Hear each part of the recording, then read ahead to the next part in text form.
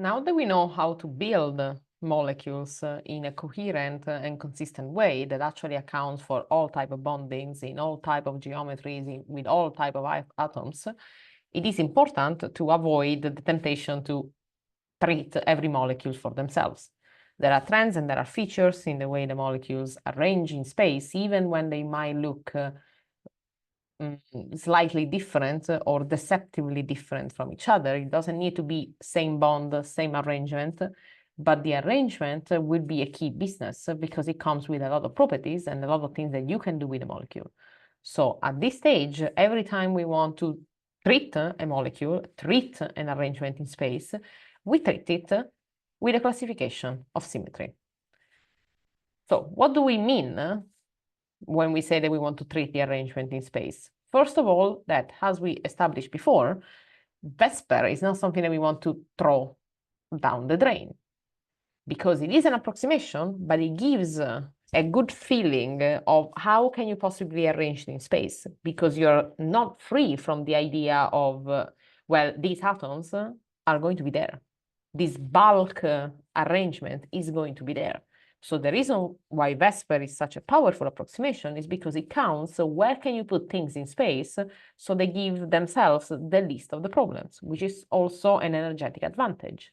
So even though we need molecular orbitals to account for real arrangement in space that will pinpoint deviations from the approximate geometry, the consideration of how is your molecule arranged in space can start from the VESPER and then go into the fine-tuning of the rest of the model.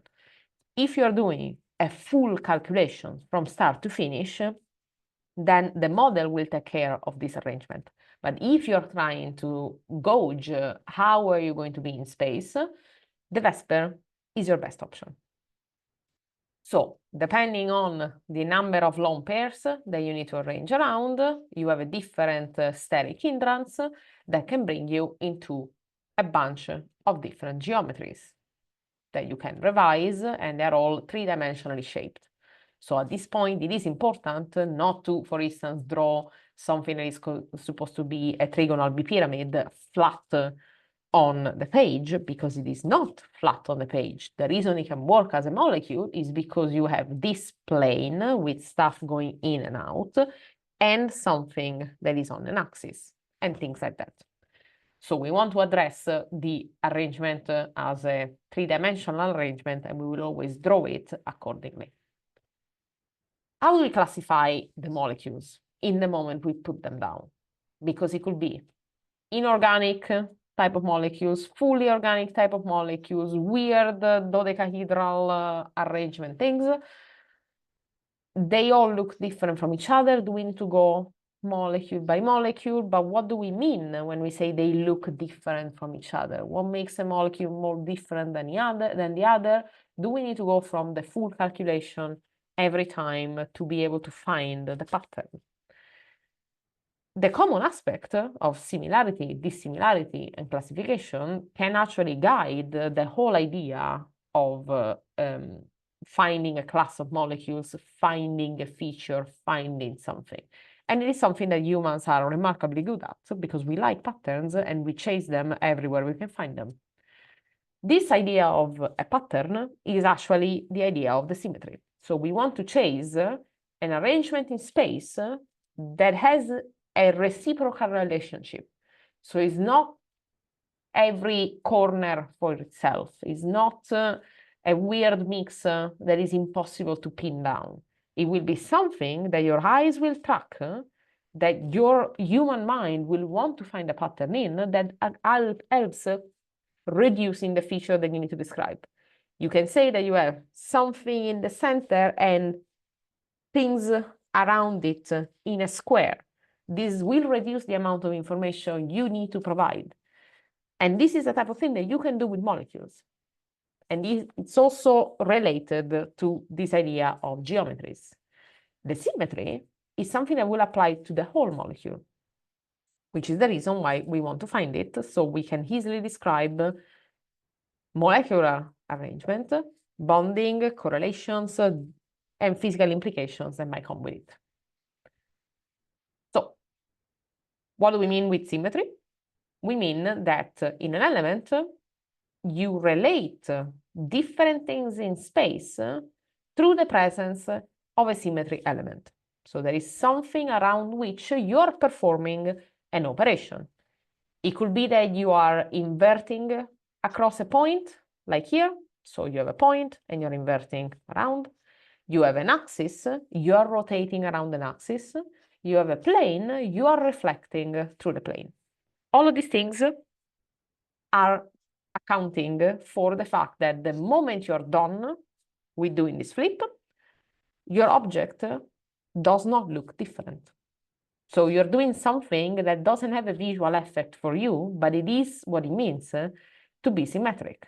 So the moment I invert this across the plane, the resulting molecule will be indistinguishable from the one I found.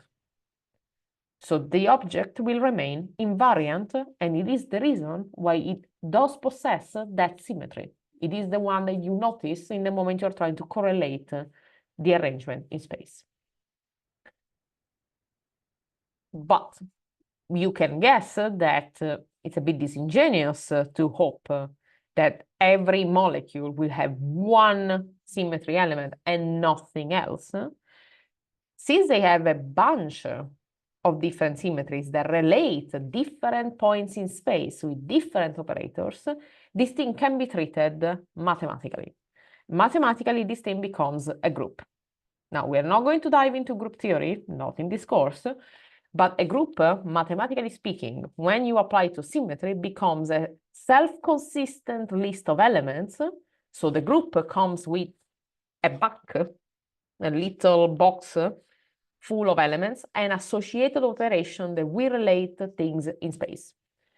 Performing all the possible operations that come into your box of the symmetry point group will leave at least one point invariant.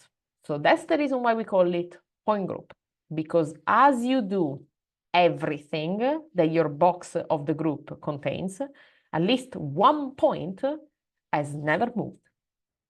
So that is what gives you the symmetry point groups, and that is excellent to treat molecules which are objects self-contained in space.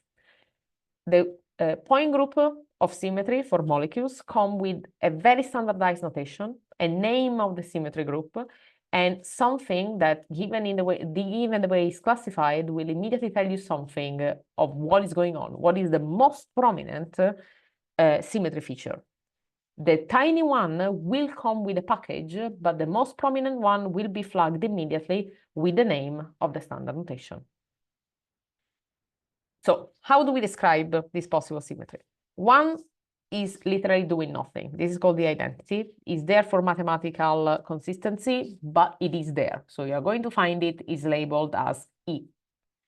Rotation in the symmetry notation that is used for molecular symmetry is called C. But a rotation can happen at different degrees around the axis. So the order of the rotation, which is that tiny n that you see, is how many times are you splitting your circle? So how many fractions of 360 degrees you are performing? So C4 would be a rotation that turns around 90 degrees. So that one can make you a square. C2 will not be able to make you a square. So something like this. So C2 will give you something flat because it's a 180 rotation. If this thing has an 180 rotation, but it doesn't have an 120, which is a C3, or C4 with a 90 degree. As you go up in number, you just subdivide 360 accordingly. The reflection, instead of rotating around the axis, the reflection is correlating points across a plane. So they all must go together from one side to another. This is labeled with sigma, and it is the operation of mirroring. So yourself in front of the mirror, you end up with yourself on the other side. So the mirrors are labeled with different notations depending on where are they in comparison to the symmetry axis. So sigma V contains the main rotation axis. So this, if the rotation axis of water, as we saw before, is here, sigma v is the one that contains it. But since you have two possible directions that will contain it, you have v and v prime. Sigma h instead is perpendicular to the main symmetry axis.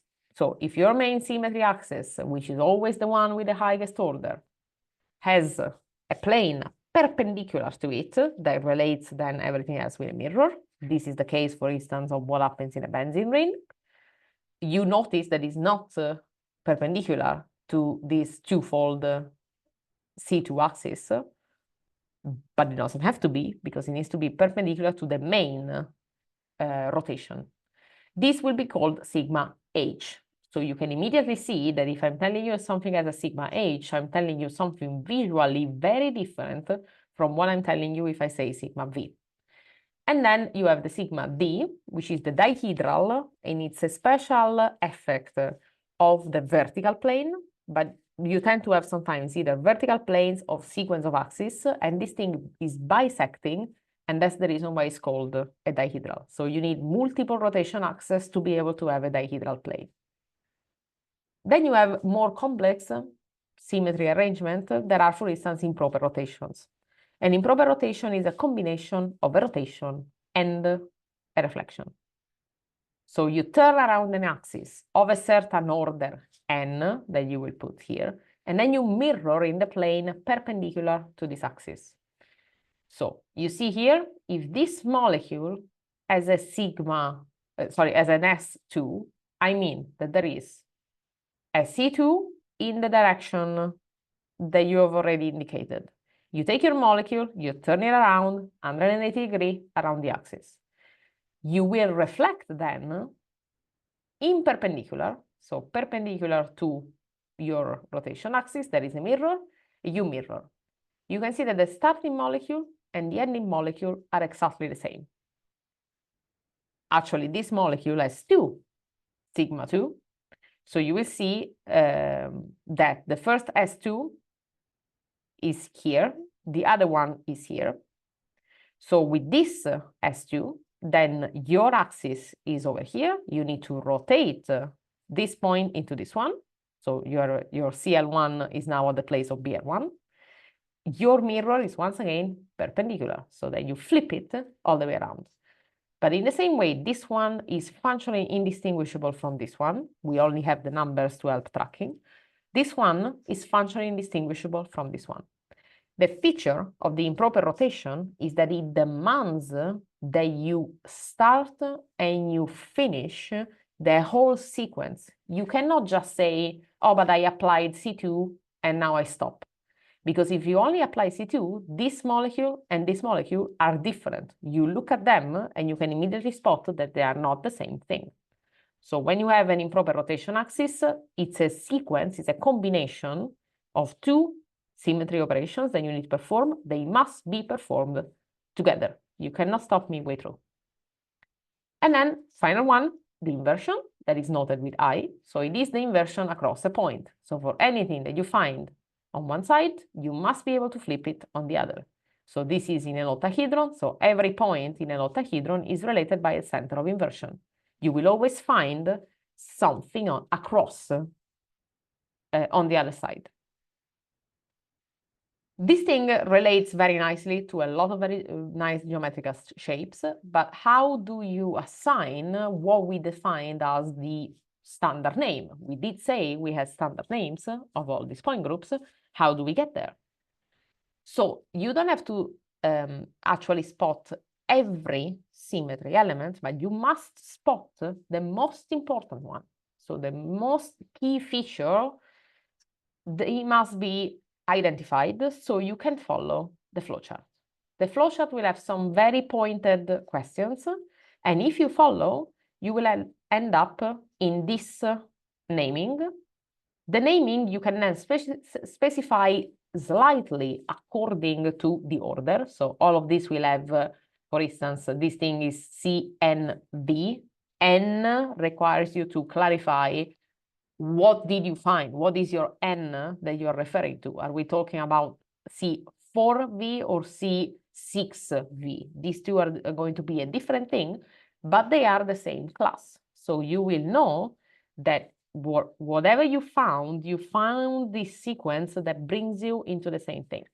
And you can see in this depiction how every group and every class of the group will relate to shapes that, if you look at them very carefully, are related even in sequence. So saying that something is of a class of D and D, for instance, is telling you something of this arrangement of features. It doesn't matter that you're going higher and higher and higher in order, which is making the rotation more and more narrow. You can conceptually relate all of these figures to each other. So these are the names that you're going to find when you label a point group. And this is what is telling you about fundamental features of symmetry of the molecule. They might be very different from each other, but something is guiding you to figure out what relates the arrangement in space. So let's apply the flowchart so that we know how to go through it. So this is a water molecule. So we know how it is arranged. The arrangement can be derived with VSEPR. So if you have H2O, you start to arrange in space with a VSEPR theory. The first question that the flowchart will ask us is if the molecule is linear. Well, this thing does not lie on a line, so it is not linear. So we go to the no. The second question will ask if we have two or more CN, so axis of rotation, with n higher than 2.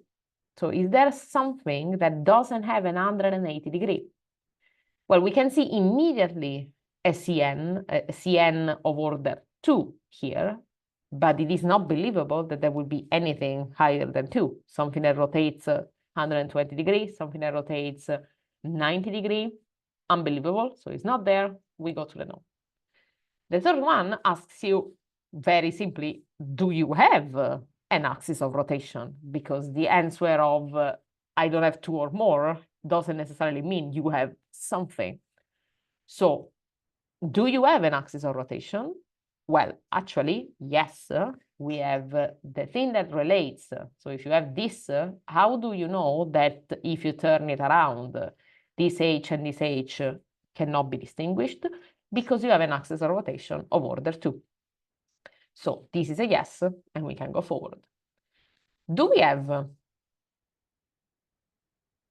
in comparison to this C2, so you select your CN with the highest order. In our case, the highest order is 2.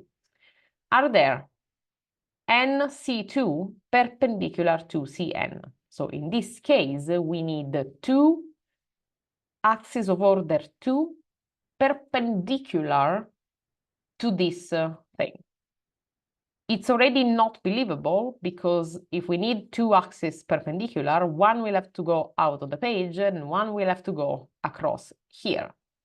But then you will have to turn this one upstairs. There is nothing there. The molecule doesn't have them. You can choose no, and we progress. Is there a mirror plane parallel? Like, the first question is if there a mirror plane perpendicular, which is this one, sigma h. So this demands you to have the thing over here. If you don't have it, then you cannot go, you need to go forward. Your mirror planes in the water molecule are actually along the axis. So these are going to be sigma v. So this will be your last question. Do you have sigma v's? And given the order that we have, we must expect 2 sigma v. But you can spot one, and the fact itself that you can have it will carry the other one, right? So this lands you into that one. Where are our mirror planes? Well, one needs to be able to mirror the 2 H's. If you cannot find the other one, it's because it's almost trivial, but it is the feature that gives this molecule flat on the page. It is not linear, but it is flat on the page. And this is because it's lying on a mirror. This means that we now landed on this corner just by following the flowchart and highlighting a couple of features that we could see. Our water molecule is C2V because we specify what do we mean with the N. You can see other type of flowcharts, but fundamentally they all ask the same stuff. So you just need to know what the questions are and what will they demand you to do to the molecule. This is valid for all molecules. Doesn't matter the level of complexity, you will be able to identify some key symmetries, land onto the point group, and then be able to use the point group as the box. So you need to find your box. You don't need to be able to know everything, every nitty-gritty stuff that is inside. So the flowchart is very lean, but it can lead you to molecules of impressive complexity and highlight the point group.